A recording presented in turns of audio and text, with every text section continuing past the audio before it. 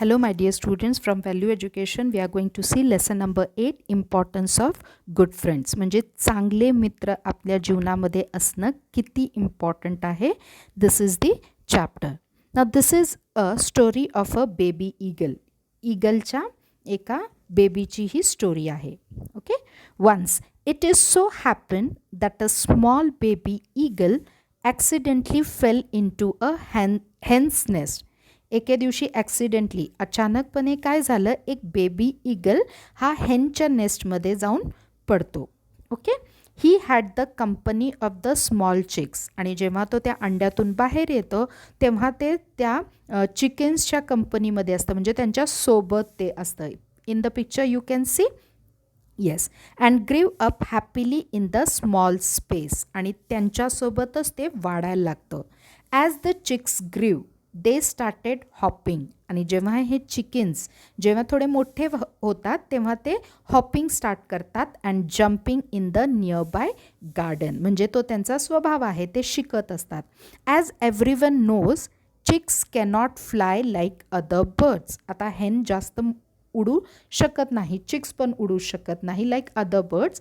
They can fly only a few feet above the ground and have a very short flight. अगदी थोड्याशा फीटपर्यंतच ते उडू शकतं.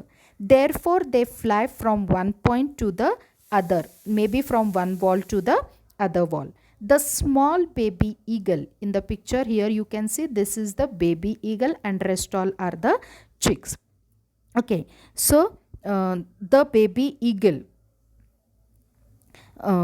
the small baby eagle started copying the chicks. मग ते बाकीच्या चिक्सला बघतं की ते कसे हॉप करतात, जम्प करतात. मग ते पण त्याला कॉपी करायला बघतं.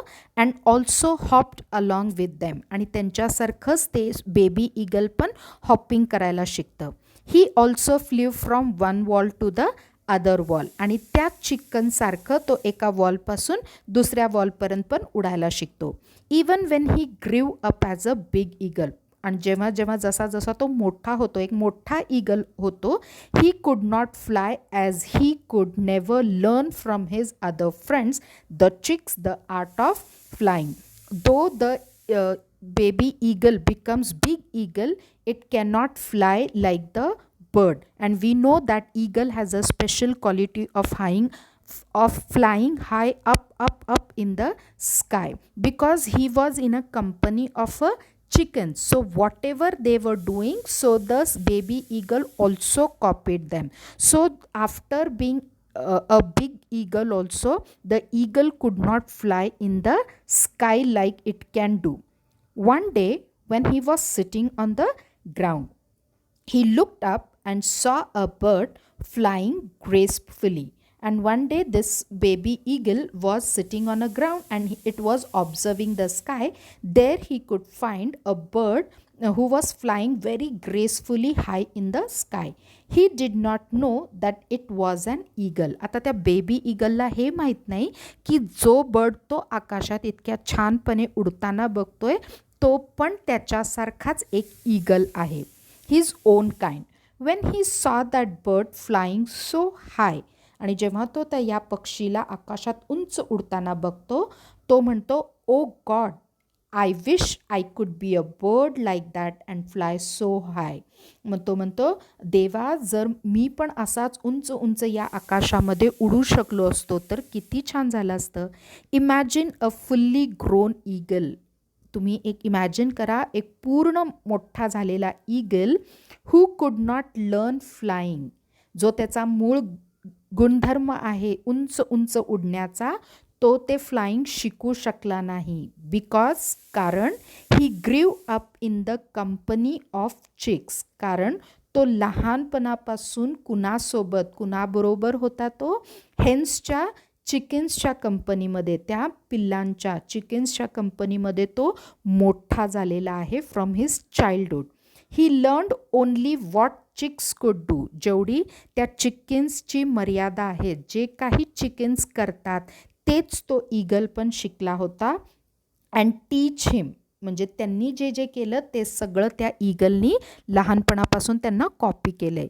The life and flight of such a beautiful eagle got totally wasted. जरी तो बेबी ईगल इतका मोठा पूर्ण ईगल झाला, पण त्याचा जो मेन गुणधर्म होता आकाशामध्ये उंच उंच उडण्याचा, तो शिकू शकला नाही, कारण तो लहानपणापासून चिकन्सच्या कंपनीमध्ये होता आणि जे काही चिकन्स करू शकतात, फक्त थोड्यासा फीटपर्यंत उंच उडू शकतात, हॉप करू शकतात, जंप करू शकतात, त्याच गोष्टी ईगल पण शिकला. आणि इवन त्याला हे रिअलाईज नाही झालं मोठं झाल्यानंतर, जेव्हा तो त्या बर्डला पाहतो आकाशामध्ये, की आपण पण तेच आहे, म्हणजे आपण सुद्धा असं उंच उडू शकतो. पण तो लहानपणापासून चाइल्डहूडपासून एका रॉंग कंपनीमध्ये होता, म्हणून तो त्याची बेस्ट क्वालिटी त्याच्यामधली कळू शकली नाही त्याला. आणि तो देवाकडे रिग्रेट करतो, देवाला म्हणतो, देवा काश मी या पक्षीसारखा आकाशामध्ये उंच उंच उडू शकलो असतो. पण मुळात तो ते करू शकत होता, पण तो अगदी लहानपणापासून म्हणजे एक रॉंग कंपनीमध्ये होता. आता चिकन्स वाईट नाही आहेत, पण तो ईगल जे करू शकत होता ते तो यामुळे करू शकला नाही. Okay, so what is peer pressure? Your friends and classmates are the ones with whom you spend a lot of time.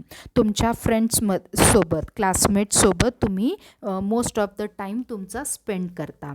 This group of people is called as peer group. त्याला म्हणतात पियर ग्रुप, म्हणजे फ्रेंड्सचा group. Since we spend a lot of time together, our peers tend to influence the way we dress up.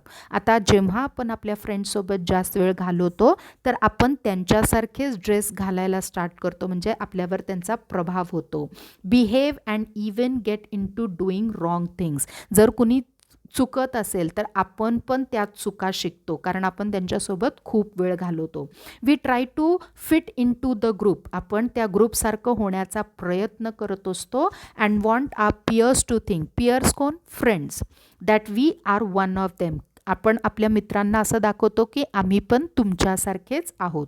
We often do things to please the group just to impress them.